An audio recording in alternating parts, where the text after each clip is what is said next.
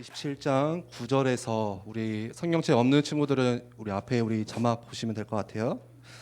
26절까지 저 한 절 그리고 여러분들 한 절 이렇게 한 절씩 교독하겠습니다.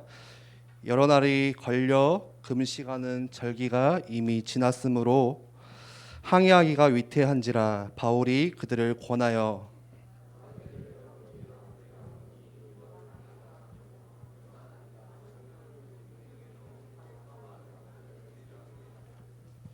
백부장이 선장과 선주의 말을 바울의 발보다 더 믿더라. 그 항구가 겨울을 지내기에 불편하므로 거기서 떠나 아무쪼록 베니스에 가서 겨울을 지내자 하는 자가 더 많으니 베니스는 그레데 항구라. 한쪽은 서남은 한쪽은 서부를 행하였더라. 남풍이 순하게 불매 그들이 뜻을 이룬 줄 알고 닷을 감아 그레데 해변을 끼고 항해하더니 얼마 안 일어나니 배가 밀려 바람을 맞추어 갈 수 없어 가는 대로 두고 쫓겨 가다가 가우다라는 작은 섬 아래로 지나 간신히 겨루를 잡아 끌어올리고 줄을 가지고 선체를 둘러 감고 스르디스의 걸릴까 두려워하여 연장을 내리고 그냥 쫓겨 가더니 우리가 풍랑으로 심히 애쓰다가 이튿날 사공들이 짐을 바다에 풀어버리고 사흘째 되는 날에 배의 기구를 그들의 손으로 내버리니라. 해도 별도 보이지 아니하고 큰 풍랑이 그대로 있음에 구원의 야망마저 없어졌더라. 여러 사람이 오래 먹지 못하였음에 바울이 가운데 서서 말하되 여러분이여 내 말을 듣고 그레데에서 떠나지 아니하여 이 타격과 손상을 면하였다라면 좋을 뻔하였느니라. 내가 너희를 권하노니 이제는 안심하라.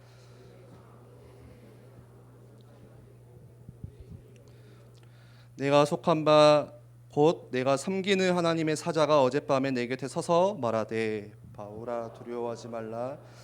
가이사 앞에 서야 하겠고 또 하나님께서 너 아내게 우리 25절 또 26절 두 절 말씀 우리 함께 마지막으로 읽겠습니다. 그러므로 여러분이여 안심하라. 나는 내게 말씀하신 바 그대로 되리라고 하나님을 믿노라. 그런즉 우리가 반드시 한 섬에 걸리리라 하더라. 아멘. 여러분들 혹시 여러분들이 아끼는 물건 중에 또 쓰고 있는 어떤 뭔가의 기계 중에서 잘 쓰고 있다가 그 물건이 평생 이렇게 써지는 게 아니죠. 영원한 게 아니죠. 어쩌다가 보면은 내가 조금 다른 목적으로 사용하면 고장 나기도 하고 또 뭔가 이렇게 고가의 중요한 물건인데 그거를 떨어뜨리면은 깨지기도 하고 또 고장 나기도 하고 그렇죠. 아마 그런 경험들이 있을 거예요. 예를 들어서 제가 핸드폰을 바꿔가지고 너무 아끼고 잘 쓰다가 그냥 누군가 툭 부딪혀가지고 갑자기 핸드폰 액정이 다 깨져버리고 떨어뜨려서 그럼 굉장히 마음이 속상하겠죠. 저는 이제 초등학교 4학년 때 아마 4학년 때였던 것 같아요. 기억이. 제가 이제 그 친구에게 생일 때 선물 받은 탁상 시계 이렇게 알람 시계가 하나 있었거든요. 그래서 그 시계를 항상 제 책상 위에 올려놓고 항상 쓰다가 어느 날 그게 이제 바늘이 이렇게 조금 안 움직이더라고요. 그래서 약을 갈았는데 그래도 바늘이 움직이지 않고 계속 떨리기만 하고. 그래서 제가 그때 어렸을 때는 그런 호기심들이 많잖아요, 특히. 그래서 마치 내가 에디슨이 된 것처럼 이제 집에 있는 드라이버를 가져다가 나사를 풀고 다 이렇게 풀어보기 시작했어요. 그래서 안에 있는 뭐 태엽들, 뭐 침들 이런 것들을 다 이렇게 나열해보고 했는데 이게 생각보다 열어보니까 그 시계 안의 구조가 이게 그냥 돌아가는 게 아니라 엄청 뭔가 맞물려 있고 보통 쉬운 게 아니더라고. 복잡하더라고. 그래서 결국에는 그 시계가 어떻게 됐냐 버려졌거든요. 이렇게 다 풀어놓고 다시 이렇게 조립을 할 수가 없는 거예요. 뭐 설명서도 없으니까. 그래서 고장난 이유도 결국에는 찾지도 못하고 결국에는 다 풀어 헤쳤다가 해체했다가 결국에는 이제 쓰레기통에 이렇게 가게 되는 좀 그런 일이 있었는데 우리가 여러분들도 마찬가지지만 뭐 여기 정우 이종을 랩런트는 그 뭐 헤드폰 이런 기계들을 굉장히 좋아해요. 제가 예전에 다락방 하면 항상 그거 자랑하더라고요. 뭐 이어폰 자랑, 이어폰 꽂고 있냐 혹시? 뭐 헤드폰 자랑, 뭐 핸드폰 자랑, 뭐 그런 물건을 좋아하니까 이해를 합니다. 근데 그런 물건을 아낍니다 우리가. 굉장히 조심스럽게 다루고요. 막 이렇게 잘 쓰고 하는데 갑자기 뭔가 고장이 났을 때는 어떻게 해야 돼요? 그 고장의 원인을 잘 아는 사람에게 가야겠죠. 예. 그 사람이 누굴까요? 그 기계를 만든 업체. 예를 들어서 제 핸드폰이 아이폰인데 이 아이폰이 고장 나가지고 삼성에 가면 고쳐줄까요? 고쳐주는 주겠죠. 예. 근데 조금 불안하지요. 예. 내가 갤럭시를 쓰면 삼성에, 업체가 삼성이니까. 내가 아이폰이면 애플에다가 가져가서 맡겨야 됩니다. AS를 받아야 돼요. 맞는 사람에게 가서 찾아가야 됩니다. 예. 그 이유가 무엇이냐? 그 물건을 만든 사람이 가장 잘 알아요. 예.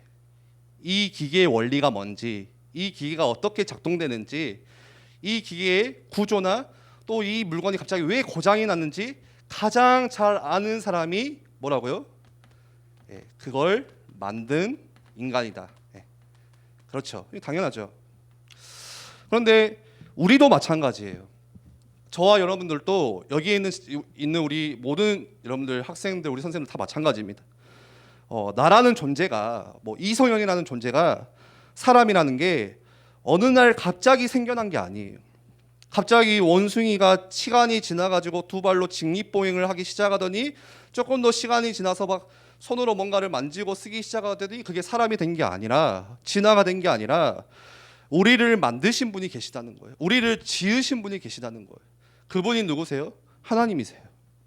성경은 하나님이라고 말씀하세요. 하나님은 어떤 분이시냐? 우리를 만드시고 우리를 지으신 창조주가 되세요. 예, 하나님이 무에서 유를 창조하신 분, 아무것도 없는 그 무에서 이 세상 모든 만물을 창조하신 분, 저와 여러분들을 직접 창조하신 분이 누구라고요? 바로 창조주가 하나님이시라는 것이에요. 그렇다면은 나를 창조하신 분이 하나님이시라면 나를 가장 잘 아는 사람이 누굴까요? 나를 가장 잘 아는 분이 누굴까요? 사실은 여러분들의 부모님도 아니고 여러분들의 친구도 아니에요. 여러분들의 부모님이 나를 낳아주셨기 때문에 정말 나에 대해서 잘 아냐? 진짜는 알지 못해요. 그렇죠? 부모님들 인정하시죠? 어느 순간 이 아이가 크기 시작하면요, 말을 안 하기 시작하거든요. 여러분들 부모님과 대화 그렇게는 많이 안 하죠. 초식이 친구들과 대화를 훨씬 많이 하잖아. 우리는 내 친구들과. 부모님과는 내 막 사소한 문제를 이렇게 별로 말하고 싶진 않아요. 왜죠? 뭐 잔소리밖에 더 들을 게 없기 때문에. 결국에 이제 화살이 나한테 오기 때문에.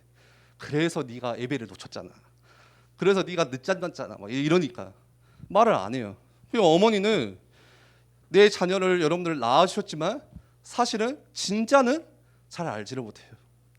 여기 뭐 저희 어머니가 계시지만 저에 대해서 잘 아냐? 아시는 부분도 있겠죠. 분명히 있어요. 어머니니까 함께 오랜 시간 같이 살아왔기 때문에 나의 성향도 알겠죠. 그런데 내가 말하지 않으면 학교에서 내가 어떤 일이 있었는지, 내가 무슨 일을 했는지, 내가 오늘 누구를 만나는지, 어떤 생각을 하고 사는지 사실은 알지 못해요. 저희 부모님은, 저희 어머님은 지금도 제가 아주 착한, 한 번도 죄를 짓지 않고 아주 교회 안에서 성실하게 자라, 뭐 다니엘처럼 생각을 하거든요. 근데 다니엘과는 좀 거리가 멀죠. 그러면은 여러분들의 친구들이 여러분들 잘 알까? 여러분들 가장 친한 친구 한번 떠올려 보세요. 지금 막 연락 오잖아. 지금도. 항상 붙어 다니는 진짜 친한 친구. 아, 얘랑은 내가 평생 간다. 얘랑은 내 모든 것들을 다 나눌 수 있다 하는 친구들도 있죠.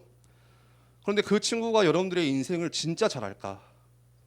반대로 여러분들은 그 친구의 인생을 다 알아요? 모르죠. 그 친구도 역시 여러분들을 몰라요. 항상 붙어 다니고 재밌어요. 즐거워요. 같이 뭔가의 취미도 같이 나눠요. 게임도 같이 해요. 생각도 어쩔 때는 막 고민이 있으면 막 같이 이야기도 해요. 누구 좀 꼴보기 싫은 사람 있으면 같이 막 뒤에서 막 이렇게 뒷담화도 까요. 그렇다고 해서 그 친구가 나의 모든 것들을 속속들이 다 아냐?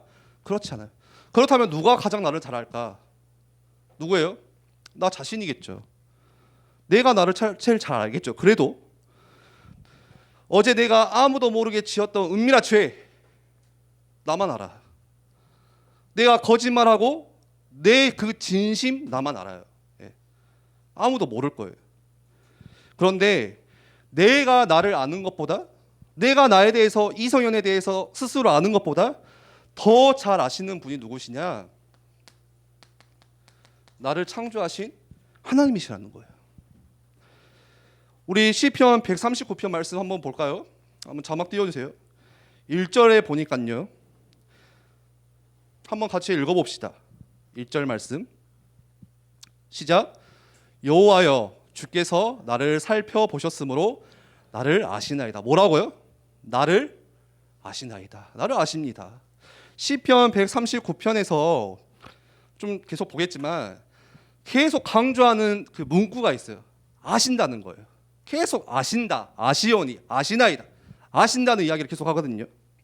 나와 함께 하시는 하나님께서 나를 살펴보셨으므로 그 누구보다 나를 잘 아신다고 말씀하세요. 그런데 그 하나님이 어느 정도로 아시냐? 우리 2절 말씀 볼까요? 한번 표현을 볼까요? 2절에 한번 읽어보겠습니다. 주께서 내가 앉고 일어섬을 아시고 멀리서도 나의 생각을 밝히 아시오며, 나의 앉고 일거수일투족을 다 아시고요. 심지어는 멀리서도 나의 생각을 잘 아시는 분이 하나님이시라는 거예요. 아마 이 중에 그런 렘넌트들 있을 거예요. 교회는 매주 나오는 것 같지만 하나님과 나 지금 멀리 떨어져 있는 것 같아. 내 마음이. 예전에는 뭔가 그래도 막 뜨겁고 막 혼자 기도도 하고 그랬는데 요즘 내 상태 보니까 하나님과 관계가 조금 소홀해져 있는 것 같아. 나 왜 이러지? 내 상태 왜 이래? 막 이런 친구 있을 거예요. 예. 그런데 내가 하나님과 멀리 떨어져 있는 것 같지만 그래도 하나님은요 나를 잘 아신다는 거예요. 내가 하나님과의 관계가 조금 소홀해진 것 같지만 나는 하나님을 잘 모르는 것 같지만 그렇다고 해서 하나님께서 나를 모르시는 게 아니라는 거예요. 내 마음이 하나님 멀리 떠나서도 가장 나를 잘 아시는 분은 하나님이세요. 내 지금 상태에 내 마음의 중심이 완전 그 땅속 밑바닥에 그냥 꺼져 있어요. 막 붙어 있어요. 막 완전 메롱이야 그냥. 그래도 이 밑바닥에 있는 그 삶의 그 고백, 중심의 그 밑에 있는 고백도요 하나님이 아신다는 거예요. 베드로가 딱 그랬잖아요. 주는 그리스도시여 살아계신 하나님의 아들이시다. 예수님이 놀래버렸어. 야 네가 와 했는데 베드로가 나중에 예수님을 3번 부인하잖아요. 그러면 베드로가 그때 했던 고백이 가짜냐? 하나님은 아신다는 거예요. 그때 믿음의 중심의 고백이 진짜라는 걸 알았고 베드로가 예수님을 부인할 때도 그 삶의 진짜 밑바닥에 있는 그 중심의 고백을 하나님은 아셨다는 거예요. 베드로도 몰랐겠죠. 막 죄책감에 시달렸겠지만 하나님은 아세요.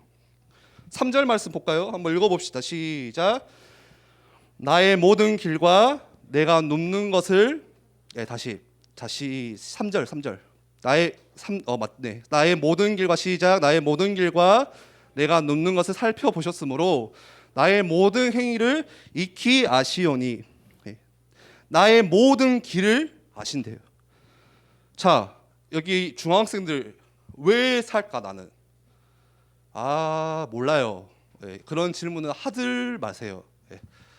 어려운 질문이야. 어려운 질문. 왜 살아야 물어보면 사실 어려워. 그치, 태어났으니까 다 그래. 태어났으니까 마지못해 살아야죠. 죽기 싫어서 살아야죠.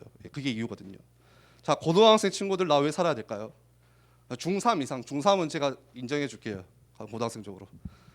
조금 이유가 나오죠. 뭔가 하고 싶은 것도 있고 막 이렇게 해야 될 것 같고 막 이것도 해보고 싶고 막 조금 이렇게 계획을 세워요. 그런데 내 인생도 길이잖아요. 그렇죠? 길과 비유를 많이 하죠. 여러분들 미래의 길. 당장 내가 10년 뒤에 어떤 일이 일어나고 있을지 여러분들 스스로 막 길을 개척해 보지만 당장 10년 뒤에 어떤 일이 일어날지 안다 모른다? 몰라요. 모르죠. 사실은 당장 내일 어떤 일이 있을지 그냥 우리가 반복되다 보니까 익숙해져 있을 뿐이지 몰라요. 지난주에 그 정말 안타까운 지지난주에 사고가 있었잖아요. 건물이 무너져가지고 5층 건물이 아예 버스를 덮쳐버렸죠. 그래서 많은 사람들이 다치고 또 이렇게 목숨을 잃기도 했고 그 사람들이 알았을까요?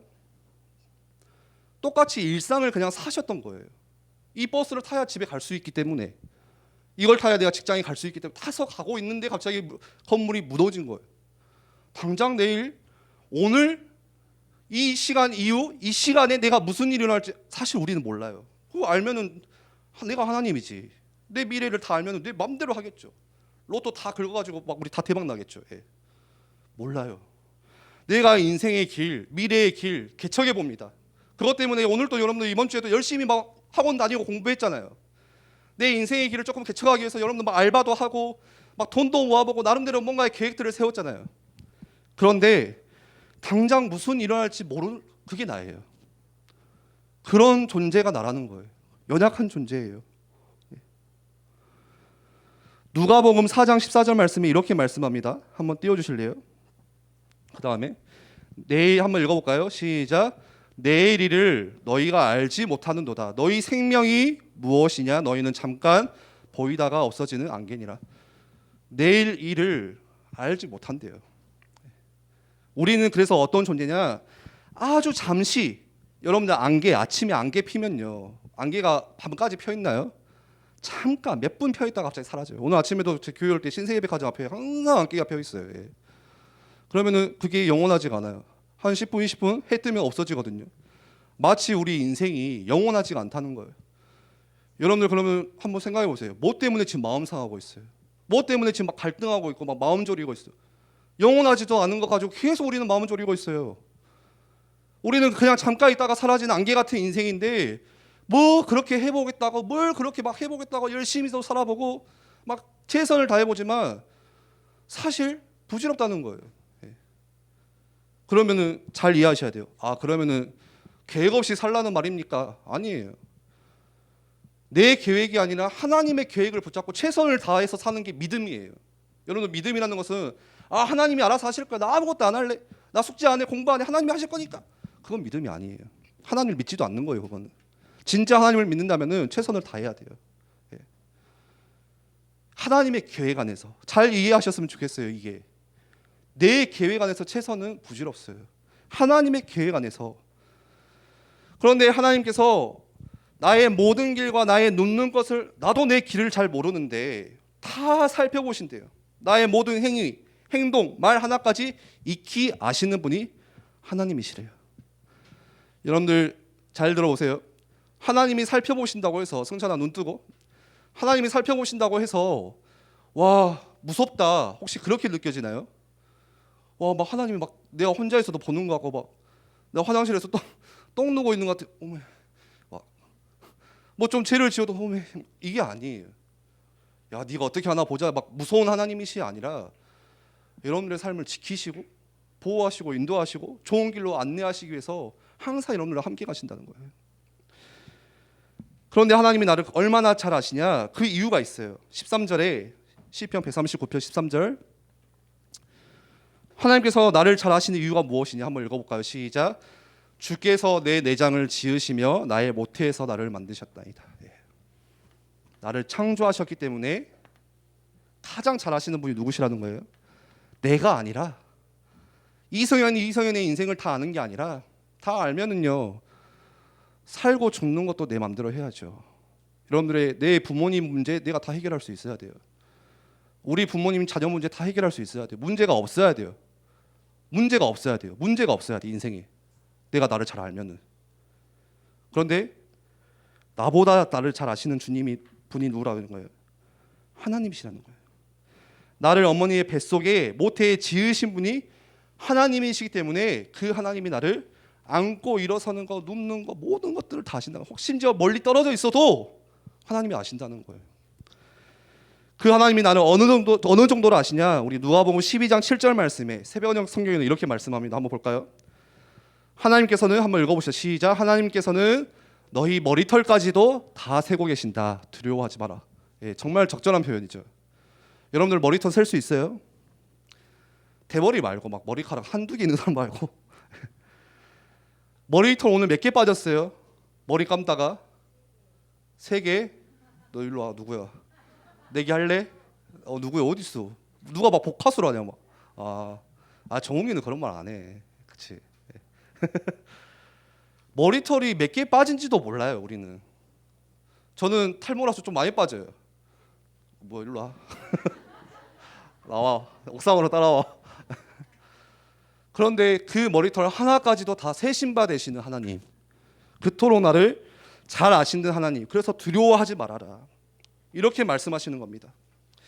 그렇다면은, 자, 우리가 지금 이 사실을 정말 인정한다면, 정말 하나님이 창조주시고 나를 잘 아신다는 것을 정말 여러분들이 믿는다면요,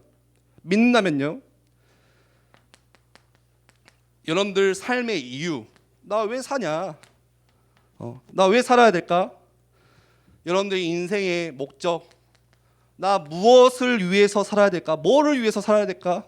여러분들 뭐 있겠죠. 뭐 성공하기 위해서, 의사 되기 위해서, 잘 살기 위해서, 뭐 시집 잘 가기 위해서.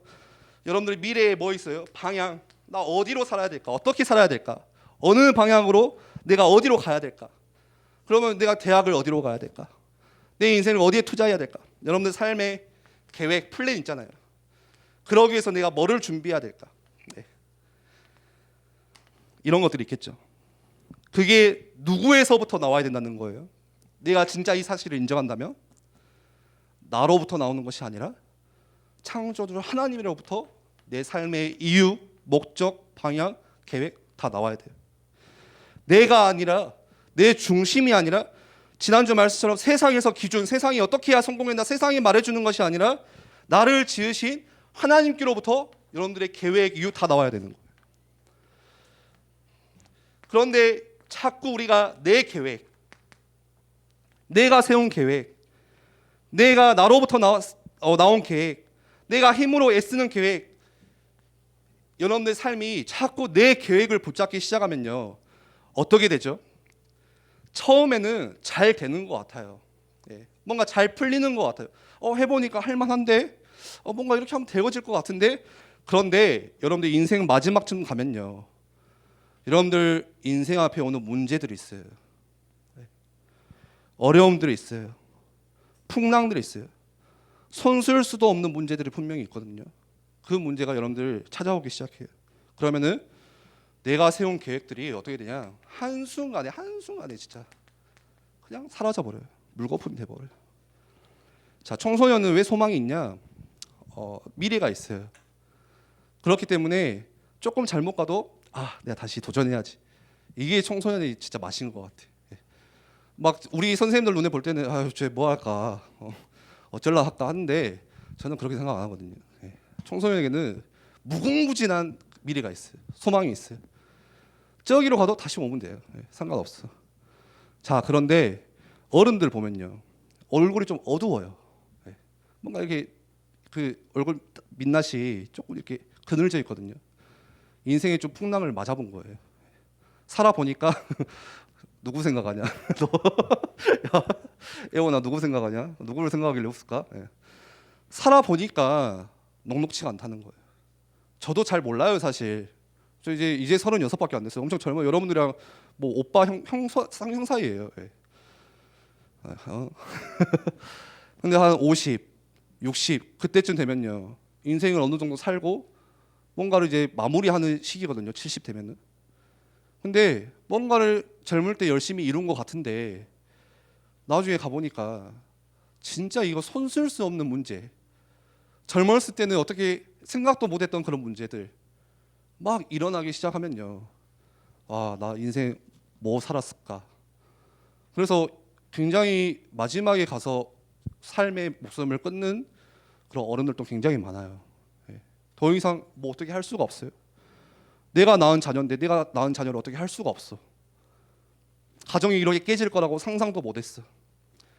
내가 피땀 흘려서 세워놓은 이 사업과 이 일들이 이렇게 망할 거라고는 전혀 생각도 안 해봤어요.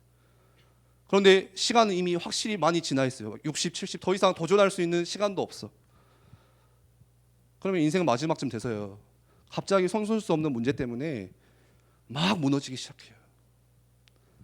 막 원망에 잡히기 시작해요. 오늘 우리 시작하면서 함께 읽었던 말씀이 딱 그걸 보여주고 있어요. 지금 내가 세운 계획을 붙잡으면 인생이 어떻게 되는지 보여줘요. 지금 사도 바울이요, 오늘 말씀에 보니까 죄수예요. 죄수가 되어서 죄수의 신분으로 지금 로마에 압송되어서 배를 타고 가는 장면입니다. 그런데 사도 바울이 보니까 지금 배가 바다에 뜨면 안 될 것 같아요. 위험해 보여요. 그래서 사도 바울이 뭐라고 이야기하죠? 오늘 10절 말씀에 보니까 우리 한번 자막 띄워주시면 좋을 것 같아요. 10절에 보니까 사도 바울이 이렇게 이야기합니다. 말하되 여러분이여, 내가 보니 이번 항해가 화물과 배만 아니라 우리 생명에도 타격과 많은 손해를 끼치리이다. 바울이 보니까요, 내가 보니까 이번 항해가 굉장히 어려워 보인다, 위험해 보인다. 배만 파손되는 게 아니라 우리의 목숨까지도 생명까지도 위험할 것 같아. 그래서 조금 때를 기다려보자. 바울의 말이 그거거든요. 그런데 11절에 뭐라고 이야기하죠? 백부장이 선장과 선주의 말을 바울의 말보다 더 믿더라. 백부장은 누구예요? 군인. 자신의 밑에 100명의 부하가 있는 백부장, 군인. 굉장히 통솔력 있고 지휘력 있는 꽤 힘 있는 지휘자예요. 선장은 누구예요? 잘 알죠? 배를 운전하는 사람, 조종하는 사람, 배의 이 키를 잡고 있는 사람, 바다에 대해서 경험이 많은 사람이에요. 유능한 사람입니다. 선주는 누굽니까? 배의 주인, 실제 배의 소유주, 경제력이 있는 사람, 부자예요. 그런데 이 사람들이 지금 뭐를 의존하냐? 자신의 경험을 의존하고 있죠. 자신의 지금 세워놓은 계획들을 더 붙잡고 있어요. 그래서 아니다, 가면 된다. 야, 내가 너보다 배를 훨씬 많이 타봤다. 나 선장이야. 그냥 가면 돼. 그랬더니 어떻게 돼요? 처음에는 계획대로 잘 되는 것 같아요. 기분이 좋거든요, 보면은. 그런데 13절에 보니까 13절에 뭐라고 하죠? 남풍이 순하게 불매. 야, 봐라. 잘 가잖아. 항해하기 좋은 날씨잖아.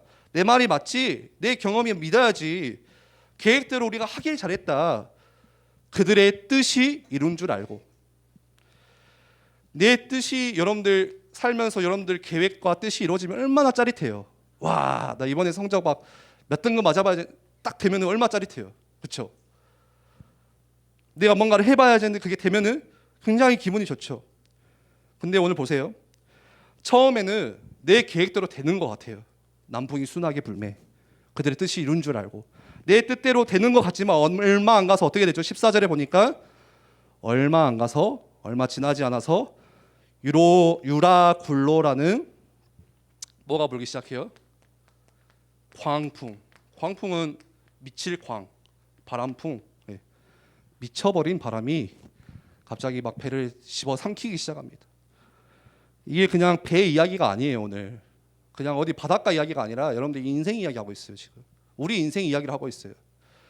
우리가 지금 내 계획, 내 뜻대로 처음에는 잘 되는 것 같아. 특히 젊을 때일수록, 힘이 있을 때일수록 해볼 분 될 것 같아요. 그런데요, 어느 순간에 미친 바람이 불기 시작해요. 여러분들 인생에 내가 손쓸 수 없는 문제, 여러분들 광풍이 불면요, 배 안에서 할 수 있는 게 하나도 없어요. 그냥 기다려야 돼요. 그냥 맡겨야 돼요. 하늘에 운을 맡겨야 돼요. 그런데 그런 문제들이 온다는 거예요.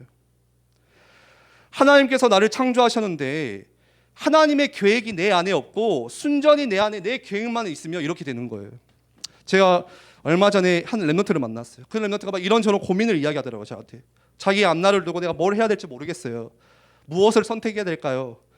저는 점쟁이가 아닌데 자꾸 그런 걸 물어보는 거예요. 자신의 미래에 대해서 어떻게 해야 될까요? 자신의 현실이 어렵고 상황이 힘들고 이런 것들을 이야기하는데 제가 물어봤어요. 그냥 물어봤어요. 제가 답을 줄 수 없잖아요. 나 점쟁이도 아닌데. 야, 혹시 하나님께 한 번이라도 그거 가지고 질문해봤냐 너? 하나님이 너를 창조하신 창조주, 너를 진짜 가장 잘하시는 하나님이 맞다면은 너 그 문제 가지고 한 번이라도 하나님께 계획 물어봤냐? 하나님 계획이 무엇입니까? 하나님 지금 나 이렇게 너무 어려운데 하나님 뜻이 무엇입니까? 한 번이라도 무릎 꿇어봤냐? 우리는 뭐가 없어요? 이 질문이 없다는 거예요.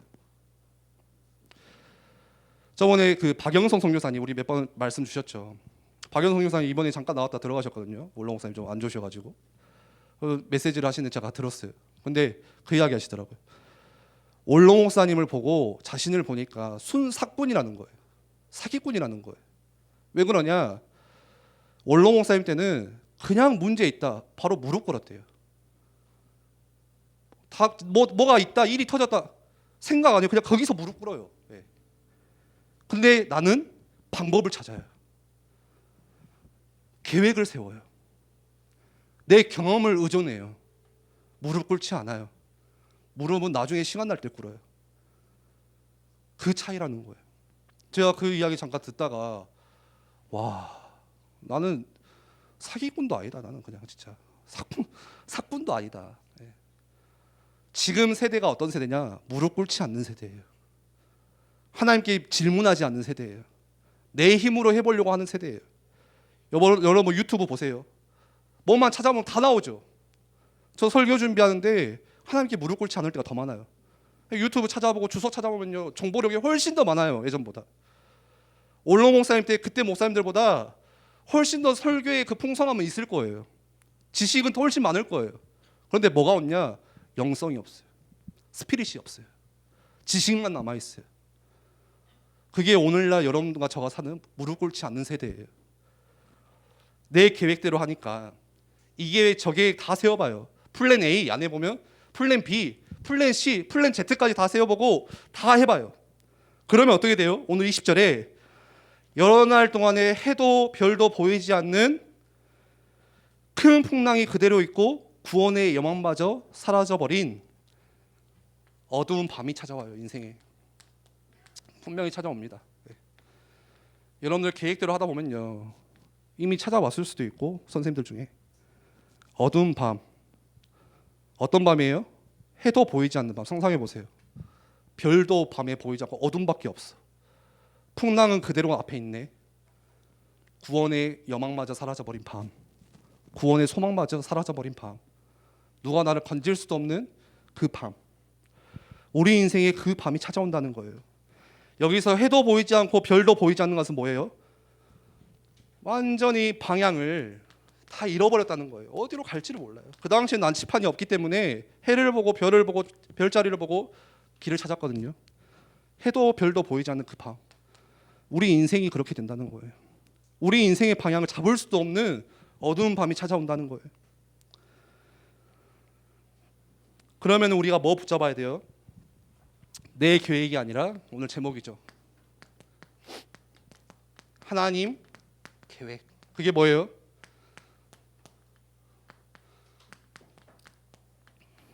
천명. 하나님의 명령, 하늘의 명령, 천명을 붙잡아야 돼요. 천명이라는 것은요, 하나님의 명령이에요. 하나님의 계획이에요. 하나님께서 이뤄가시는, 하나님이 이뤄가시는 일이에요. 내 일이 아니에요. 내 계획이 아니에요. 하나님의 일, 하나님의 계획이에요. 그 천명을 저와 여러분들에게 하나님이 주셨어요. 동일하게 주셨어요. 소명은 뭐예요? 나를 부르신 거. 사명은 뭐예요? 그 천명 따라서 각자의 주신 분량. 네. 천명은 뭐예요? 동일하게 주신 거. 저에게 주신 천명, 여러분들에게 주신 천명이 같아요. 그게 저와 여러분을 구원하신, 나를 부르신 소명의 이유예요. 하나님께서 나를 왜 구원하셨을까요? 물론 저주와 재앙, 저 사단의 권세에서 건져내시기 위해서 부르셨지만 그걸로 끝이 아니에요. 이 천명을 실현하시기 위해서. 여러분들 애굽에 있는 그 400년 동안 종되어 있던 이스라엘 백성들을요, 건져내실 때는요, 야 니네 고생하니까 애굽에서 내가 해줄게, 그게 전부가 아니라 뭐 있었어요? 가나안 정복이라는 천명이 같이 있었어요. 하나님께서 나를 보내신 이유, 이거는 나를 부르신 컬링, 소명의 이유, 또 그것과 함께 나를 보내신 이유, 가라, 그 이유도 뭐예요? 천명을 위해서, 하나님의 그 사명, 명령을 이뤄가시기 위해서. 자, 요셉을 예로 들어볼게요. 요셉이 형들에게 노예로 팔려간 이유가 뭐예요? 단편적으로 보면은 형들이 시기했기 때문에, 미워했기 때문에 팔려갔어요. 그런데 우리가 영적인 사실로 본다면은, 하나님의 계획 안에서 본다면요, 하나님의 천명을 위해서, 그 일을 이뤄가시기 위해서 보내신 거예요. 지난주 말씀에 그래서 실패가 아니다, 성공도 성공이 아니다, 하나님의 계획 안에는 그 두 가지가 같이 있다는 거예요.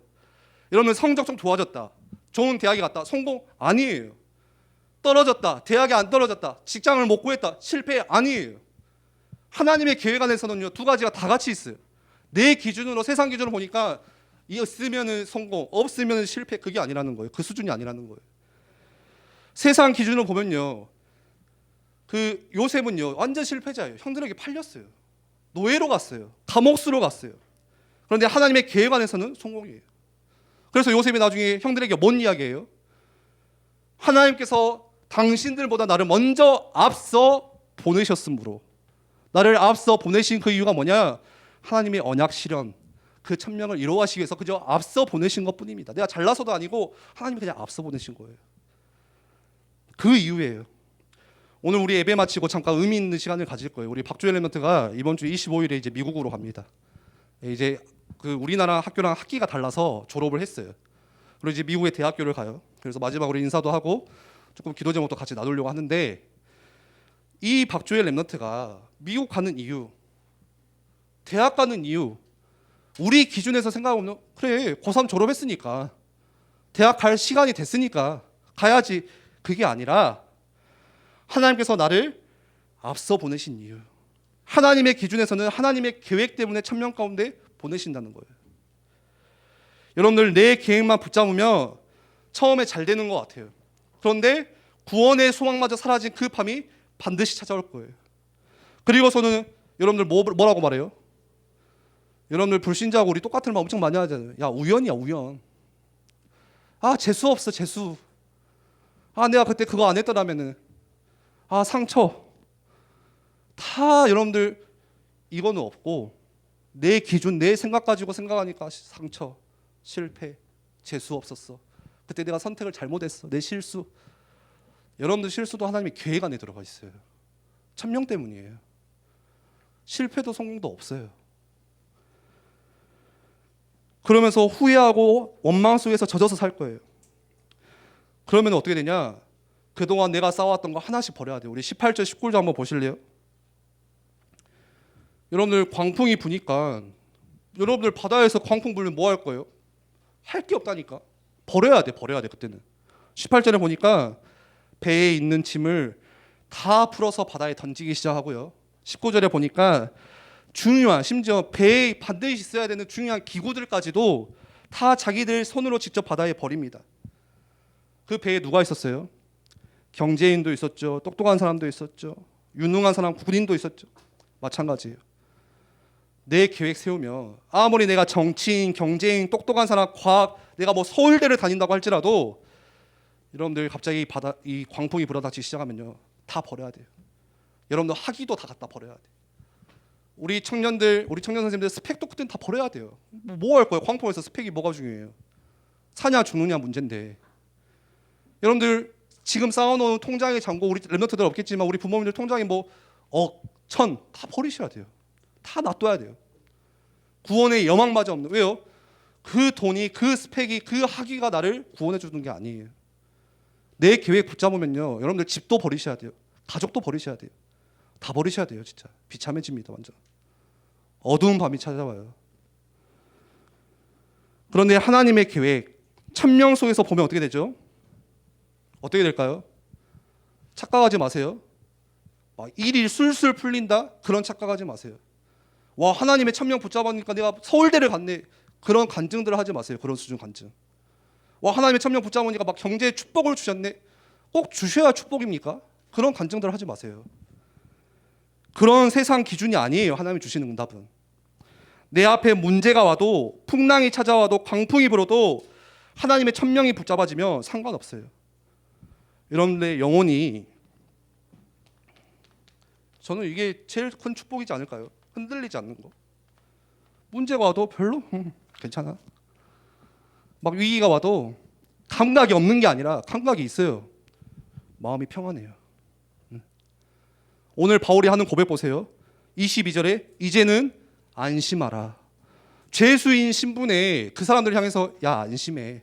25절에 그러므로 여러분이여 이제는 안심하라. 그 이유가 뭐예요? 23절에 내가 속한 바 곧 내가 섬기는 하나님의 사자가 어젯밤 내 곁에 서서 말하되, 하나님 자녀의 축복이에요. 내가 하나님께 무릎 꿇고 기도하는 그 밤에 하나님의 사자가 나에게 와서 이 말씀을 하더라. 24절에 바울아 두려워하지 말라. 내가 가이사 앞에 서야 하겠고. 천명. 또 하나님께서 너와 함께 항해하는 자를 다 내게 주셨으라 하였으니. 바울에게 뭐 있었어요? 내가 가이사 앞에 서야 하겠고. 천명 있었어요. 천명. 바울에게는 하나님의 천명이 있었어요. 너가 로마의 황제 가이사 앞에 서기 전까지, 너가 로마에 가서 이 그리스도의 복음 전하기 전까지는 절대로 어떤 문제가 와도, 어떤 광풍이 와도, 어떤 핍박과 환난이 찾아와도 너를 절대 삼킬 수가 없어. 이 천명 이루기 전까지는 너 털끝하나도 건드릴 수 없어. 그러니까 바울이 거기에 확신이 있어서 죄수인 신분에도 불구하고 이제는 당신들이여 안심하라. 배에 탔던 바울은요, 백부장처럼 권력 있는 사람도 아니었고 선주처럼 돈이 많은 사람도 아니었어요. 바울은요, 거지예요, 거지. 선장처럼 바다의 경험이 많은 사람도 아니었습니다. 세상 기준으로 보면요, 죄수예요, 실패자예요, 낙인 찍힌 사람이에요. 그런데 뭐를 붙잡은 사람이에요? 하나님의 계획, 천명을 붙잡은 사람이에요. 말씀을 정리할게요. 오늘 하나님께서 저와 여러분에게 주신 천명이 분명히 있어요. 동일합니다. 지금도 똑같아요. 뭐예요? 너가 가이사 앞에 서야 하겠고, 하나님께서 우리 교사들에게, 우리 부모님들에게, 또 저에게, 우리 렘넌트들에게 하나님 주신 천명이에요. 지금의 가이사는 없어요. 로마 황제 가이사는 존재하지 않아요. 그런데 우리가 복음 전해야 되는 수많은 현장 기다리고 있어요. 지금도 우리를, 전도자를 기다리고 있어요. 바울을 기다렸던 것처럼 지금도 이 복음을 듣지 못한 수많은 이 영혼들 기다리고 있어요. 그게 하나님께서 우리에게 주신 천명이에요. 나를 부르신 이유, 나를 또 보내신 이유, 하나님의 천명 실현하시기 위해서. 여러분들, 이 천명이 혹시 부담스러우세요? 아, 내 수준에 무슨 천명이에요. 아, 저 실력 없어요. 저 능력 없어요. 저 배경 없어요. 혹시 그렇게 생각하세요? 자꾸 그게 지난주 말씀 세상 기준 속는 거예요. 내가 오늘 말씀 붙잡고 아, 천명이구나 하다가도 여러분들 집에 가면요, 부모님과의 대화, 그 짧은 대화 속에서 여러분들 뭔가의 미디어를 보면서 잠깐 들어오는 여러분들에게 들어오는 것 속에서 야, 네 능력 없잖아. 여러분들에게 이야기해요. 야, 네 뭐 잘하는 거 없잖아. 네 실력 없잖아. 네 어제 뭐 했어? 네 뭐 별거 없잖아. 자꾸 무너져요. 내가 어찌 감히 천명을 실현합니까, 하나님? 내가 어떻게 이거를 혹시 여러분들 여기에 관심이 없어요? 부담돼요? 부담이 없거나 관심이 없거나 둘 중에 하나예요. 우리는 그게 뭐예요? 하나님과의 관계에서부터 오는 거예요. 천명은요, 부담스러운 게 아니에요. 우리 생각에는 불가능이라고 생각하지만 천명은 누구의 일이라고요? 처음에 제가 말씀드린 것처럼 하나님의 일이에요. 하나님의 계획이에요. 하나님이 하시는 일이고 하나님이 세우신 계획이에요. 세계복음화는 내 계획도 아니고 내가 하는 일도 아니에요. 하나님이 하시는 거예요. 이뤄가시는 거예요. 내가 안 해도 누군가를 통해서 이뤄가세요. 그런데 누구를 통해서 이뤄가세요? 이 하나님의 천명 붙잡는 사람, 이 하나님과의 관계가 회복되는 사람. 어떻게 해요? 예배를 통해서. 어떻게 천명 붙잡을 수 있어요? 여러분들, 예배 가운데서 자꾸 하나님께 질문하셔야 돼요. 하나님의 계획을 찾으셔야 됩니다. 우리가 그 속에 있을 때, 전능자를 믿는 그 믿음 가지고 있을 때 하나님께서 오늘 전도자 바울과 같이 여러분들을 이끌어 가실 거예요. 여러분들이 고백할 수 있겠죠. 밖에서, 세상에서 이제는 안심해라, 평안해라. 그 평안이 여러분들 학교에, 여러분들 내일 만나는 친구들에게, 여러분들이 사랑하는 그 사람에게, 여러분들이 있는 현장에 전해지기를 기도합니다. 우리 함께 같이 기도하겠습니다.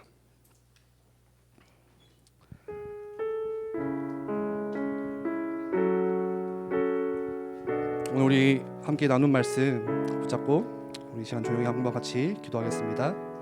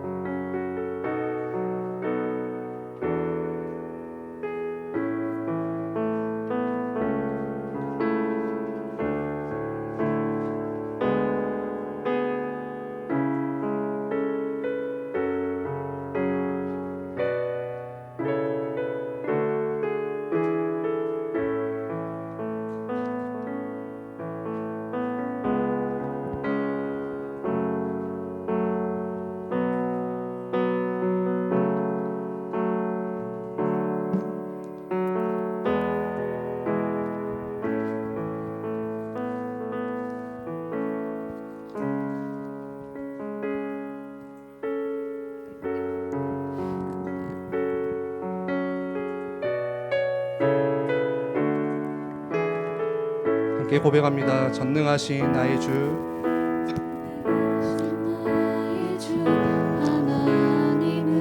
능치 못하실 일 전혀 없네. 능치 못하실 일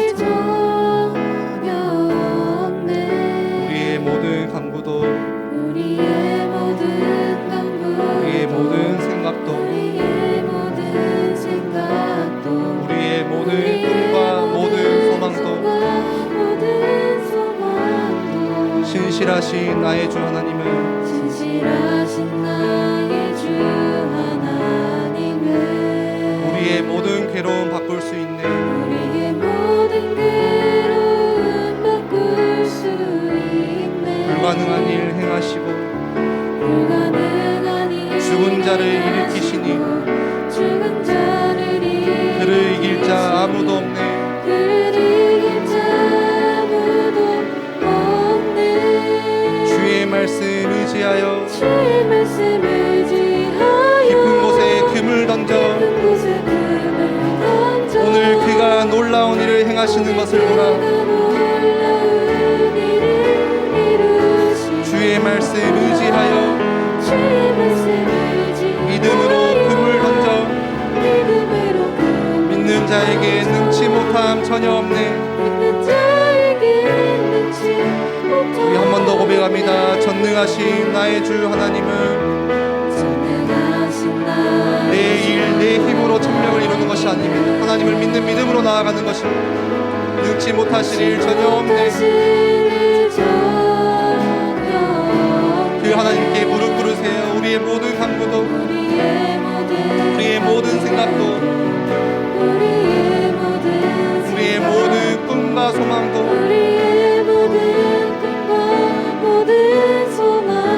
신실하신 나의 주 그 하나님 신실하신 나의 주 하나님은 우리의 모든 괴로움들 바꿀 수 있는 우리의 모든 괴로움 바꿀 나를 믿으시는 그 주님께서 불가능한 일을 행하시고 불가능한 또 죽은 자를 일으키시니 그를 이길 자가 이 세상에 아무도 없습니다.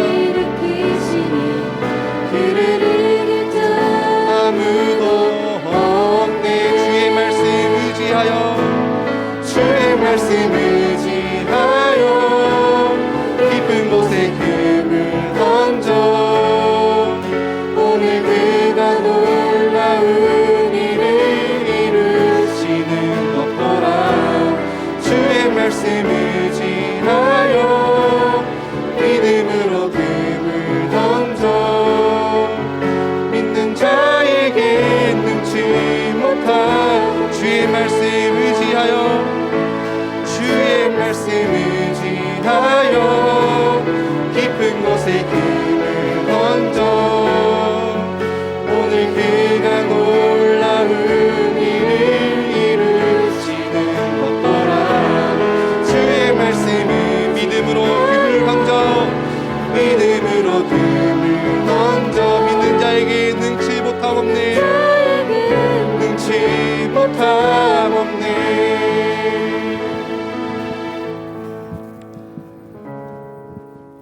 사랑과 은혜의 하나님 감사합니다. 오늘 우리를 예배 가운데 불러주시고 또 하나님을 찬양하며 또 말씀 가운데 엎드리고 또 예배하는 그 시간에 우리의 삶의 가치관이 또 우리의 삶의 중심이 우리의 삶의 방향이 나를 향하는 것이 아닌 하나님께로 향할 수 있는 그 은혜를 허락하심에 감사를 드립니다.